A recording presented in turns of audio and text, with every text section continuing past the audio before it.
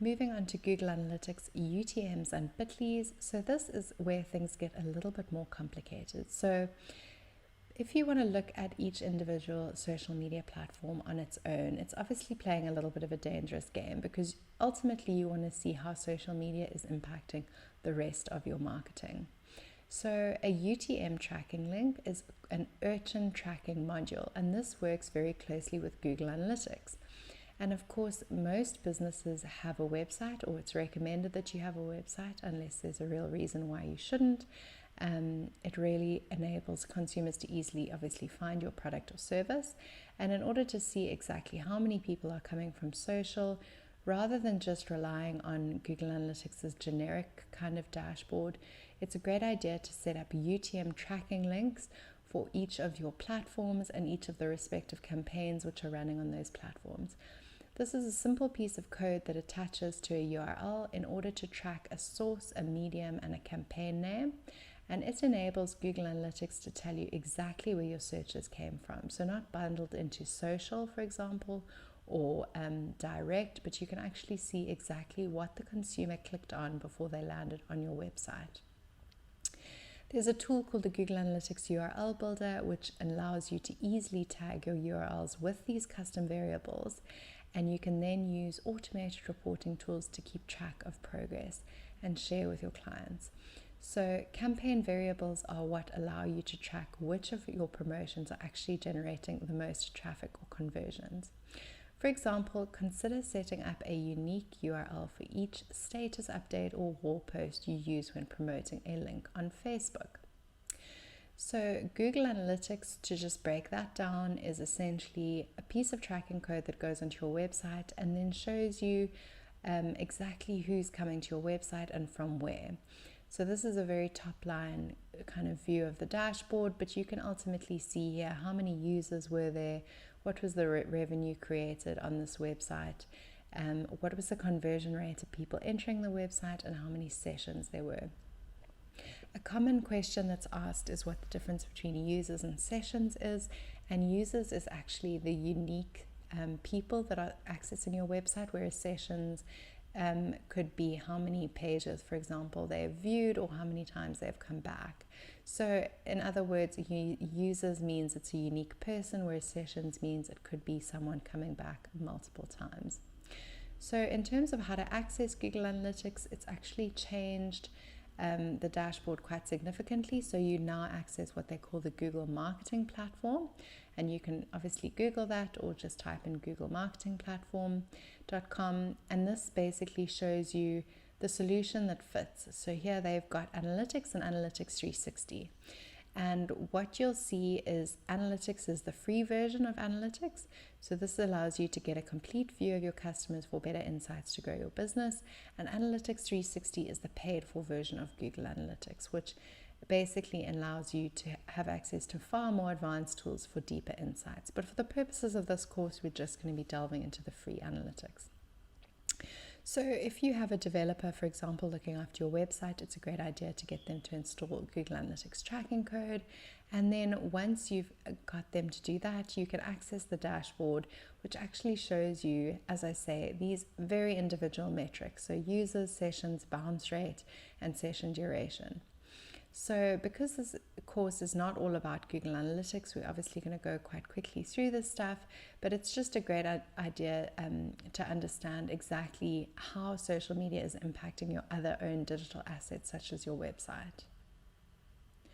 So if you want to go then find your UTM analytics codes, you'd go to acquisition, you'd click on all campaigns under campaigns, and here you can see each of those individual little tag pieces of content that get added to a URL.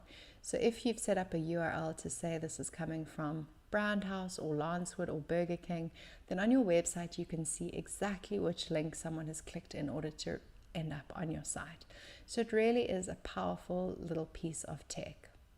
In terms of how the campaign URL builder looks, this is what it looks like. Essentially all you have to do is type in your URL in the top box, and then you can add your source, your medium, and it gives you really great examples underneath. So there you can see it says website URL is the full website URL, but then under campaign source it'll say the referrer, or campaign medium it'll say, is it a CPC, is it a banner, is it a mail? So it basically just enables you to, at the end of the month, go into your Google Analytics and see, oh, fabulous, the October social campaign performed really well and it drove a lot of website traffic, which you wouldn't easily be able to do otherwise. The only two compulsory parameters which you have to fill in are the URL and the campaign source. However, there are a bunch more which you can add for further details. So campaign medium, name, term, and content. Just depends on exactly how scientific you want to get with these things. It's also a good idea to keep a spreadsheet of all the UTM links that you've generated so that you can keep tabs on exactly which UTMs pertain to your different assets. If you want more information about each of these parameters, there's a lovely piece of content around this explaining what a campaign source is, what a medium is, campaign name, term, and content. So you can read further about that there. Then you'll see a superb list or bigger brands. They actually have their own link shorteners or custom shortened links. So there you can see it doesn't look like a normal URL, but in fact it is a custom bought shortener of a bit.ly, which also has a UTM hiding behind it. So UTMs you'll see are quite long and ugly URLs. However, they're often hidden by a bit.ly, or as I say on the superb list example, a custom bought bit.ly. So if you were to click on that link, you'll then see in the top URL bar that it says UTM source equals Facebook, UTM medium equals external, UTM campaign equals product, and UTM content equals sale. So there you can see exactly what content they are pushing through to their Google Analytics from that link that you've just clicked on. Similarly, if you were, for example, on the Spree Facebook page, you could click on Shop Now. So that's actually an ad format. It's not a link that's showing itself. But again, if you look closely at the URL bar at the top, UTM source equals Facebook, campaign equals Spree day _ 25th of July. So they're basically pulling that insights into their Google Analytics to understand exactly which campaigns are performing the best for them. And e-commerce is a lovely sector to look at because obviously they are very in tune with measuring and optimizing in order to optimize their conversion or purchase rate. So then there's also such a thing as goals in Google Analytics, and this allows you to essentially set up exactly what you're wanting to happen on your website, so you can see whether or not your goal is happening. So a goal, for example, could be a purchase if it was an e-commerce site. And goal conversions are extremely helpful for social media optimization because once you've determined what is leading the most conversions, you can obviously optimize your posts and ads to make sure you're maximizing your money and your time spent. It's also possible to assign a monetary value to your goal in order to create a cost-benefit analysis. So this is quite a bit more advanced, but essentially you can go into your goals on Google Analytics and select, is it a revenue goal, is it an acquisition goal, is it an inquiry goal, or an engagement goal? And then from there, you'll set up a goal to see how many of those website visits are successful in attaining that goal. If you want to then take your long and ugly UTM that you've just created, for example, in Google Campaign Manager, then you would need to create a bit.ly in order to disguise that ugly UTM link. So you'd simply go to bit.ly.com, and here you can see it's got an additional layer of tracking in it. So even if you hadn't have created the UTM tracking link, you could still see from a bit.ly link how many people have clicked on something. But best practice would be to first create a UTM link and then to shorten it using bit.ly. So here you'd paste in your UTM link and you'd click shorten, and then you would be able to see exactly what was coming from bit.ly. Here, for example, you can see what happens if you only use Google Analytics.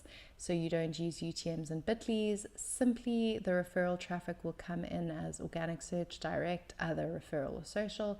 But you actually want to understand which campaign on social was so important. And that's where these tracking links really become so imperative.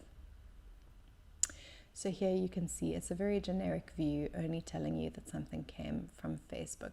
And that's of course not the level that you want if you're looking to optimize as far as possible on social.